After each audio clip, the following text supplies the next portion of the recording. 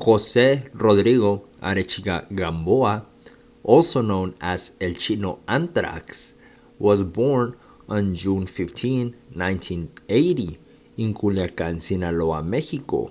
He was a high-ranking member of the Sinaloa cartel and the founder and the leader of its armed enforcement wing, known as Los Antrax. Jose Gamboa grew up in Culiacán, Sinaloa, in an era where the influence of El Chapo Guzman and El Mayo Zambada were just beginning to form. The Sinaloa cartel was just beginning to rise at that time, and in the 1990s, the Guadalajara cartel was still a massive thing, and so was the Tijuana cartel. Jose Gamboa grew up like a lot of children at that time. He had dreams of becoming a pilot for the Mexican military, but his genetics let him down. They played a part of him not becoming one because he had psoriasis and a skin condition, and he was deemed to be worthless for the country. He could never join the military. So he turned his attention to an architecture degree, but he dropped out after 3 years. Jose, at that time, also had to drop out because he had a wife and a daughter, and he couldn't be wasting money or time on his studies. Jose Gamboa needed to find a way to make money, so he turned his eye to the illegal way. We don't know the exact moment when he joined the Sinaloa cartel. However, we can assume he joined the organization in the early 2000s. In that exact moment, the Sinaloa cartel were rising heavy, and the Guadalajara cartel and the Tijuana cartel had lost massive power, if not all of it. The way he joined the Sinaloa cartel was actually interesting because when he was studying in college, I will assume, when he was trying to pursue his degree, he met the sons of El Mayo Zambada. He had to meet him there because there is no way they were childhood friends like some people claim. Jose Gamboa was an ordinary man that was never important until he met Ismael Zambada Garcia, who took him under his wing. At first, Jose Gamboa was just a regular guy. Maybe he was overlooked. They would have him do small errands and unimportant tasks. Then they started giving him more responsibilities, and he started proving himself. This guy was hungry and wanted to give his family a way of living.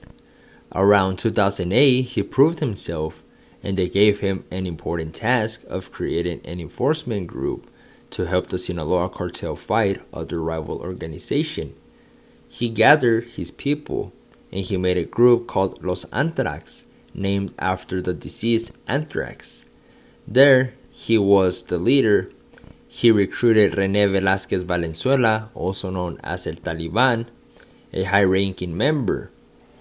And he also recruited Francisco Javier, another high-ranking member.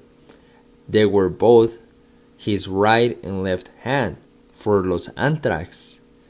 Those were the most known members, and the rest stayed in the shadows and were deadly, or maybe they were just lucky.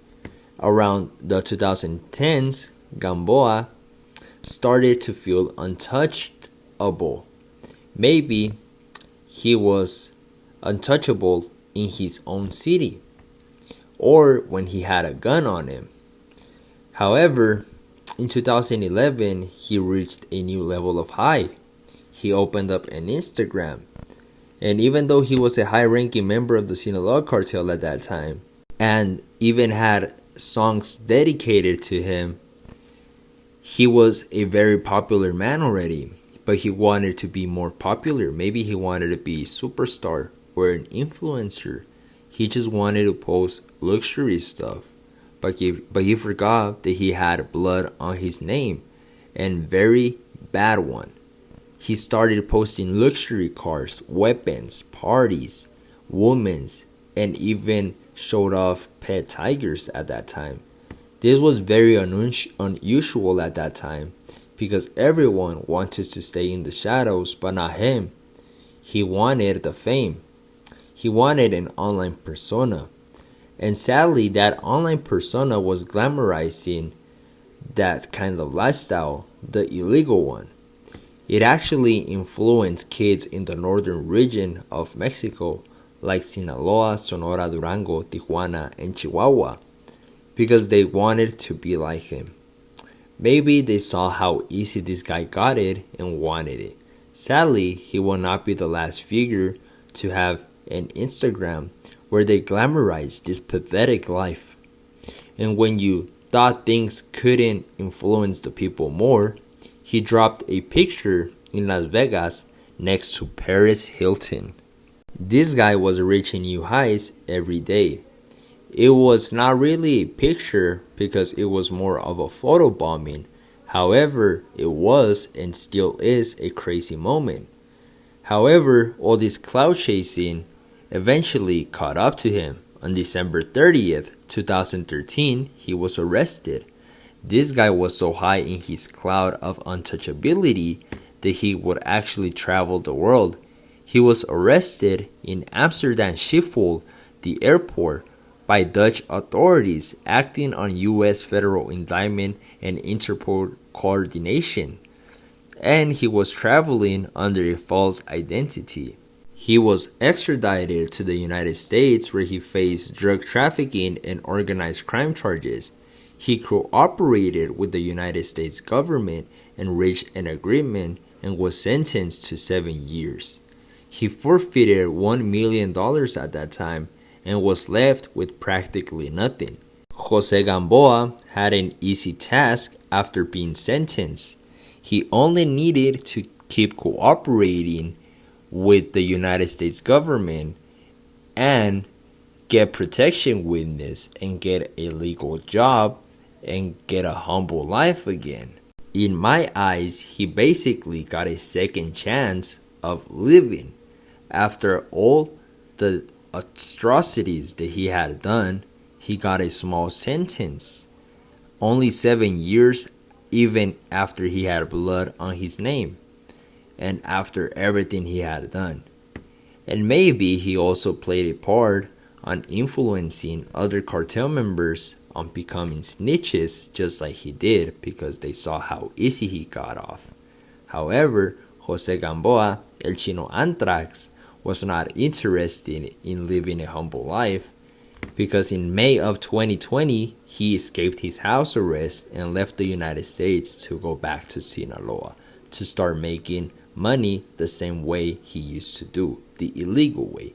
However, he forgot one important thing, and that is that criminal organizations are not loyal to you, especially after you snitch them out, and most important, if you are not blood related to any of the bosses.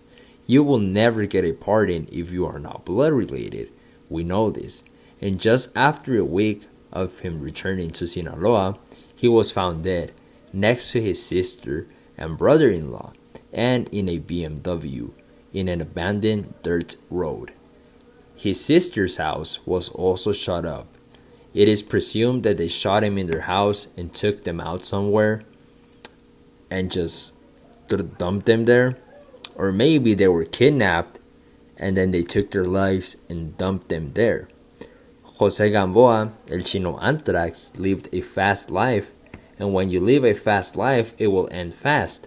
He also showed a valuable lessons to a lot of young men who wanted to join the cartel, or maybe even the ones that are already in it.